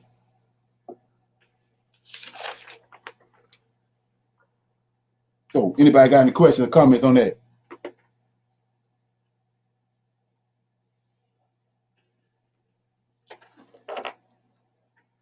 No questions or comments? Okay, so with that being said, I had to go in on that and I wanted to make that plain because, you know, like I said, all of a sudden out the blue, it seems as if the Septuagint is this book that's flawless or whatever. When you understand what has happened to us as a people and what happened to our culture and all that, they skewed it. All of it. It's the reason why we're in the predicament we're in. And it was purposely done because the Most High allowed it to happen. Or else, how can they rule if we still awake? The only way they can rule is that we've been put asleep. And the way we put to sleep was they attacked everything they had to do with us. And hoodwinked. So, being that nobody don't have no questions on that subject, we're gonna do a little Q&A before we close out about any questions that come across over the last week or so that they might want to bring up, or questions somebody got while they was studying or researching. Anybody got any questions? I just have one question about the video that was played earlier. It stated in the video that there were over 40 slave castles, but why is Ghana, the one in Ghana, so popular as opposed to the other locations? Well, when you look at it, he says that that area right there where Ghana was Judah, and mostly it was mostly Judeans, and they came out of that area, and they sent them to mostly to America, but they went to other places. You know, it only making sense that they went to other places, but the majority of Judah came here to America, and it's been told by we see how he's precise. He says he's gonna save the tents of Judah first.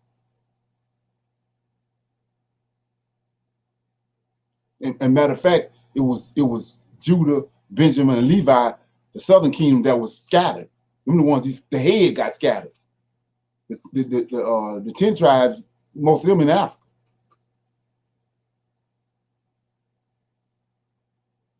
You know, and to add to that, like I was saying, when you understand how the Most High works and how he deal with you and all that, I had a video I had made about 5-6 years ago anyway. So, and it was about how that all the tribes was Negroes. You know, so when you go back and look at it, Abraham was black, Negro, woolly hair, and he wasn't tainted. Isaac looked like Abraham, and Jacob looked like Isaac. Isaac married 4 women with woolly hair and with a color. So all the Israelites is Negroids. You ain't got no Hispanics, and then no Hawaiians and all that bull crap. All the Israelites is Negroes with woolly hair. Yeah. So anyway, I was looking for something else and dug up that video. So that's what you have to understand that. Yeah. So that means Judah, Benjamin, Levi was brought over here. And so we got to bring them, like I said, back, like Jeremiah told us, back by the way in which we came. We came from Israel, across the top of Africa, down through the Sahara Desert, settled on the west coast of Africa. And then they came and got us from there. Now we're looking at exactly what's happening now. We're getting ready to go back the same route. They're building Wakanda One cities, and we see them spending all kind of money on Ghana and that whole region, and we're going right back there. Just like he said.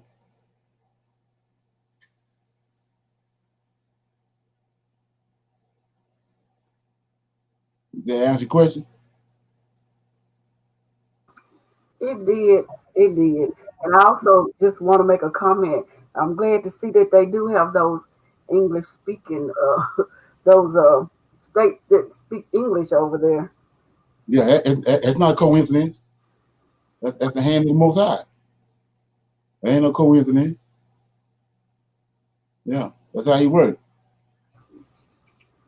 Okay, I have another question about you know, they speak English, but you know they also have their own dialect and language over there. So would it be feasible for us to learn all that? Because I know where we're going is probably just a stopping place along the way. Right. Right. That's just the point. We ain't gonna be there long. You know, it's gonna be people that's already over there, that's intermingling with that culture, that learn the language somewhat, but we're not gonna be there. We ain't gonna be there long. It says that when God and Magog show up on the scene, that time gonna be short. The whole purpose of us going back there is just to bring us out so he can deal with the rest of the Gentiles for all that they've done to us. You got to move us out the way in order to judge them. That's all that is. That's just like a bank robber. Then he run out of the bank and the police behind him, and he grab a hostage and jump behind him with a gun. So all the police want to do is get that hostage out the way. They're gonna deal with him. That's all the Most High doing. He's getting us out the way. You got to get us out the way to deal with the culprit. And no sooner than he get us out the way, that's it. This place gonna be meant to me.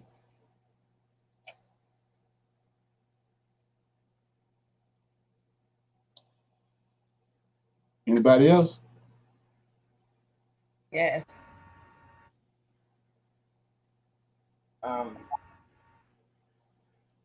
Okay, so in 2nd Chronicles 8 and 18, please.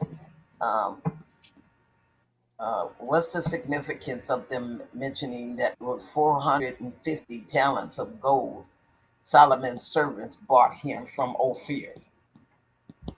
And what today is Ophir, if you would please? Chapter 8, verse 18.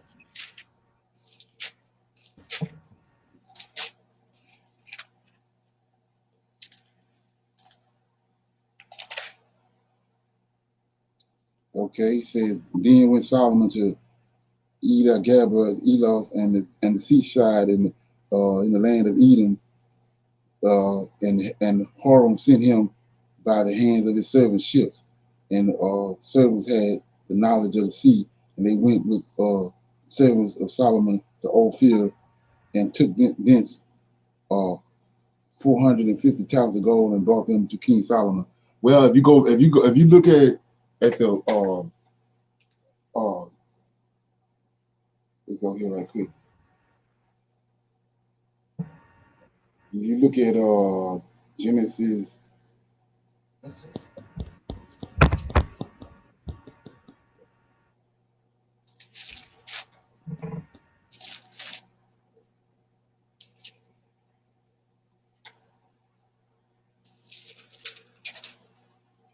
Genesis chapter 2.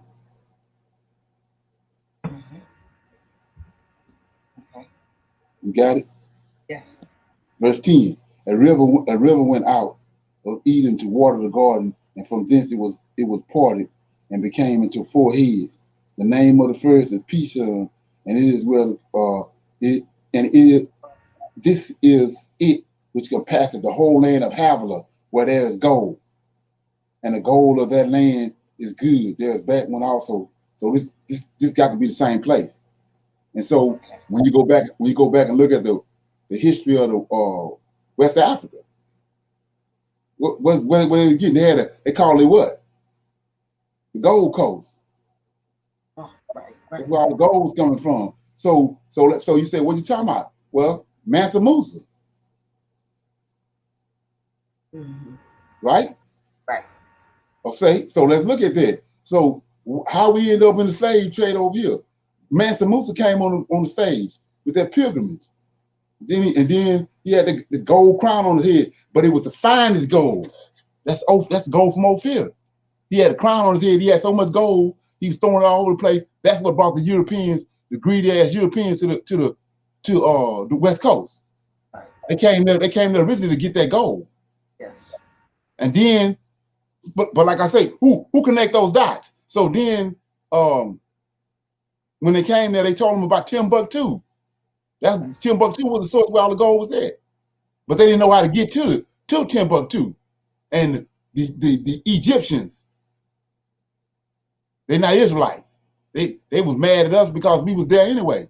They said we had stole their land. So the Egyptians was and the Africans was the one showed them how to find find Timbuktu. And then once they got in there, just when they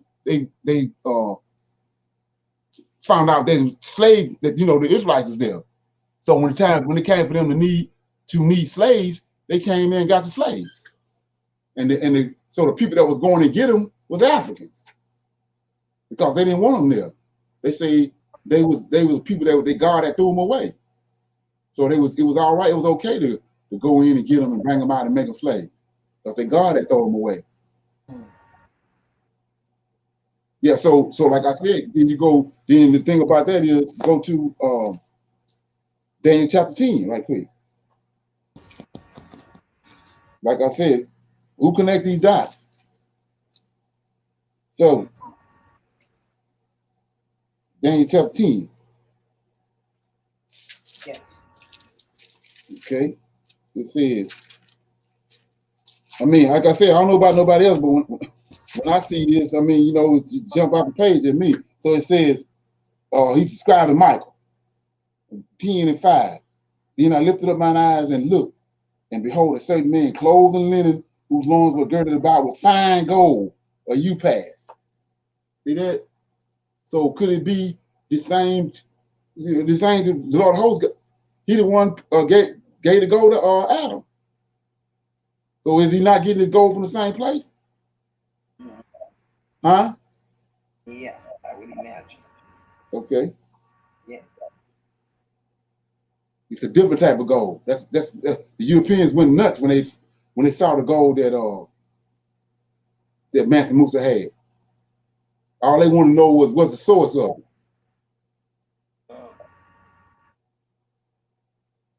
Yeah. Okay. All right.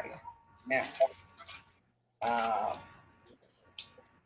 Now, Second Chronicles 11.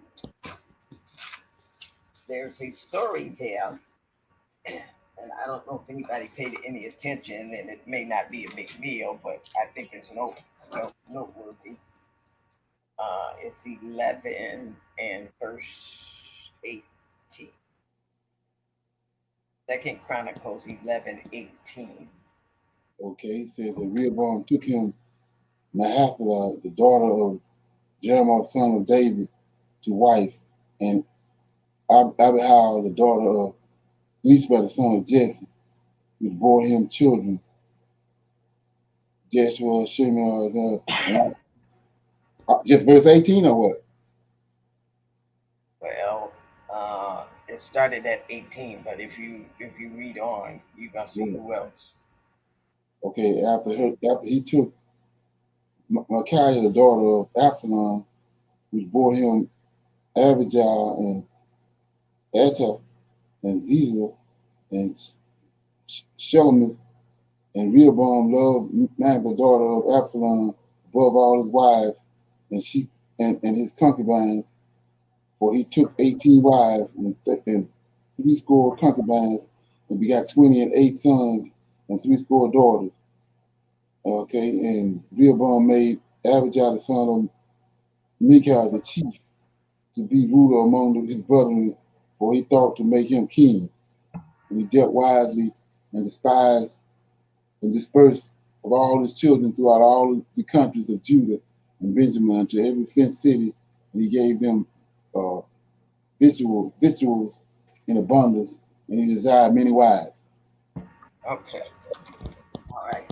So, um, the first one is 18. So we're going to Mahatma, the daughter of Jeremiah, David's son, to wife. Right. Okay. So, okay, there's an age difference there. So back in Right. the day, they didn't care about the woman being so much older than them, because if if the daughter, like in 20, okay, the grandma right here, 20, uh, and after her took the daughter of Absalom. Now, if Rehoboam is Solomon's son, wouldn't Absalom's daughter be so much older than him? Well, Absalom died. Absalom died, and he had to have had the child before this guy was born, because this yeah, is Solomon's son. right. But the thing you have to look at on that is that's not too far from when Solomon passed, because this is his son taking his Rehoboam is Solomon's son. Yeah, but look how long Solomon reigned before his son took a position. Right, right. So another thing about that uh is if you and this the only thing that make any sense. If you go to Second Chronicles and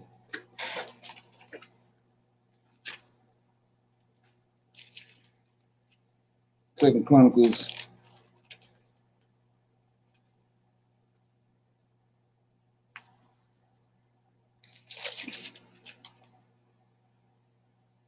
34.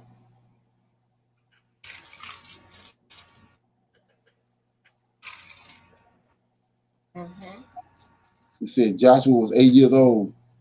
Josiah was 8 years old. This is the last king before the Babylonians came. Uh, Mm-hmm. it, Joshua was Josiah was 8 years old when he began to reign, and he reigned in Jerusalem 1 and 30 years, right? Mm-hmm. And he did that which was right in the sight of the Lord, and walked in the ways of David, his father. See that? David ain't his father, but he's considered David's son. Right. So the same thing over there. That's the only thing making sense. So what are you saying? Saying Are you that, saying that. Go back to where you was at. okay?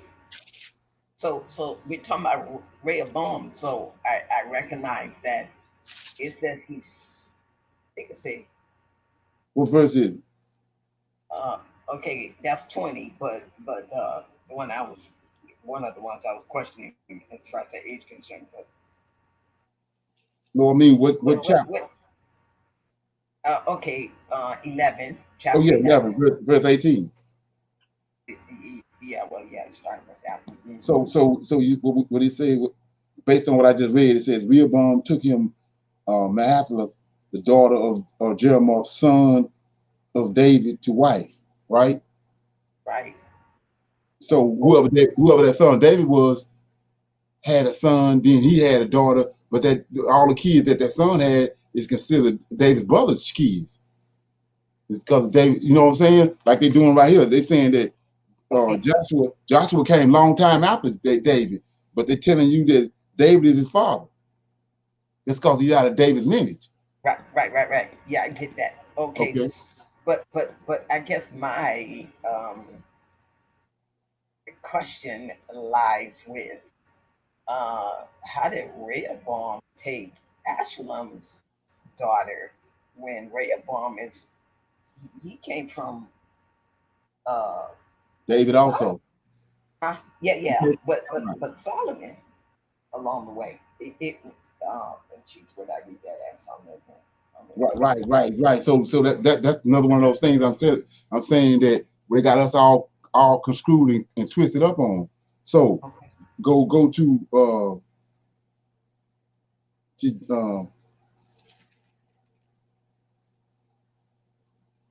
let me get it right quick.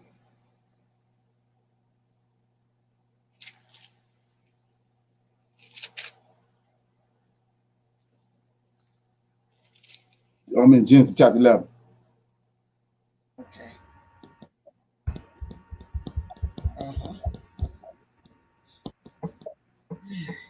11 and 31. Okay.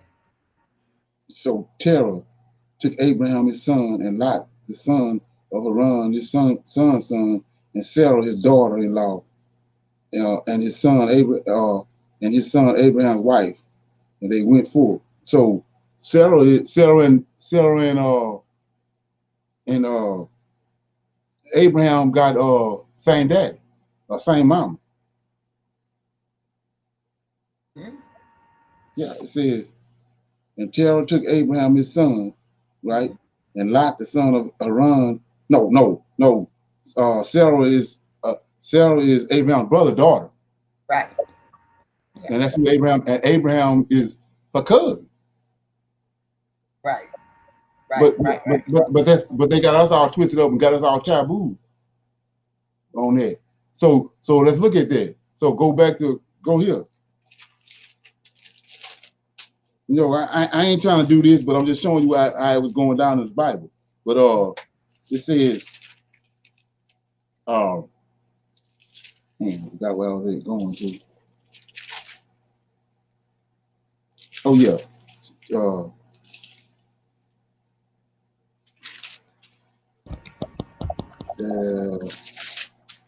chapter 2 verse 21.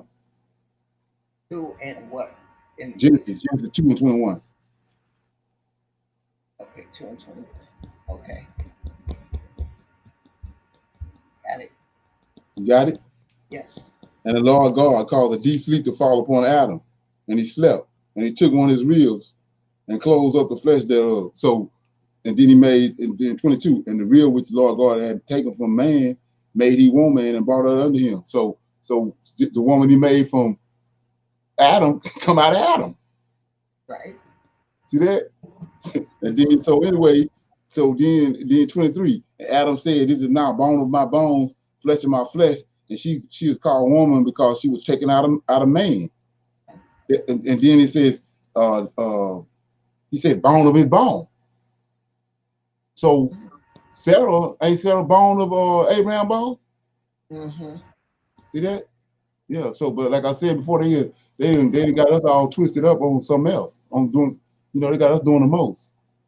Mm-hmm. So in other words, they got us being what, hoodwinked, that that's taboo. Oh, okay, got it. That's what I was thinking too. They got us thinking that's taboo, just like I said, what they want to do with these books, Enoch, Jasher, and Jubilees, where all the media, where they telling you all, they got you doing the most. What they want you to do, they don't never want you to read them books. They didn't put a stigma on them where the average Hebrew Israelite, they don't that's got lack of understanding, they're gonna run away from them. Yeah. Okay. Now, if you don't mind, I have one more. If you don't mind, Second Chronicles 12 and 8.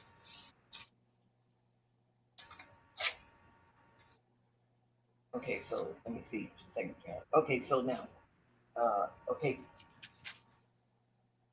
So, see that.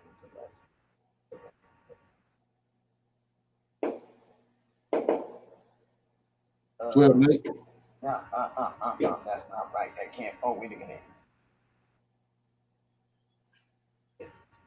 Well, I have Second Chronicles 12 and 8, but I'm looking for it. It's not here.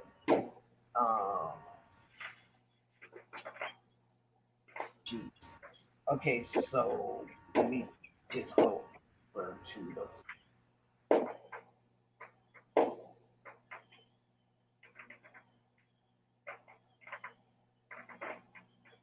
Okay, let me hold off on that one because I'm talking about the names, and for some strange reason, where is that? Oh, Okay. I'm sorry. That's it's all good.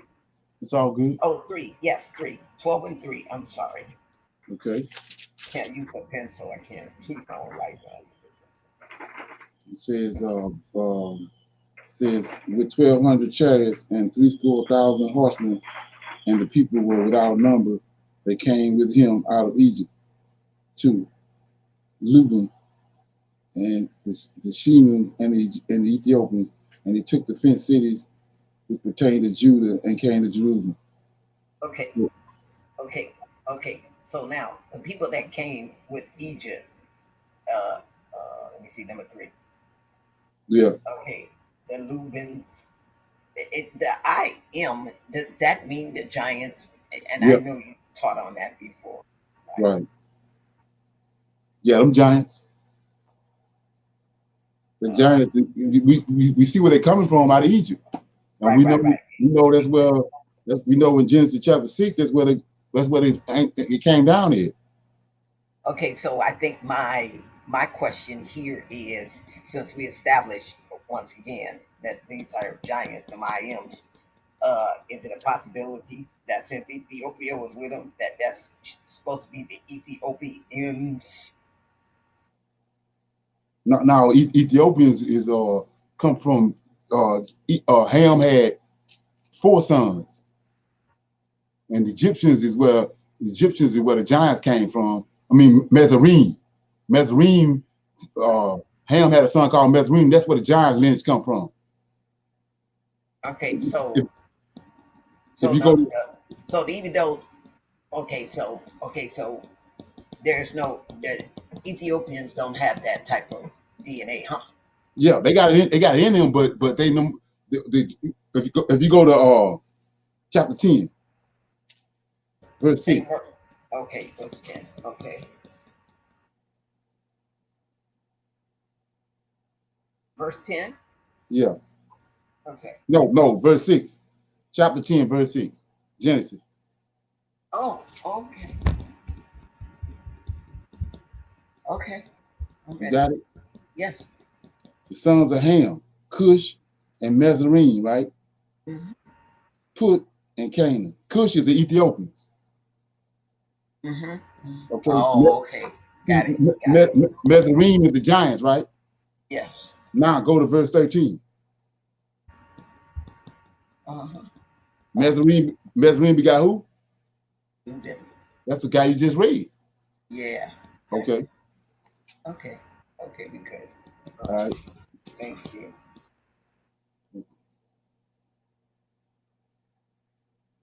You got anything else? No, that was it. Okay, thank you. All right. Anybody else got anything? Okay. Yeah, we had 2 hours, so I'm gonna hit y'all with this line, and then we're gonna get out of here.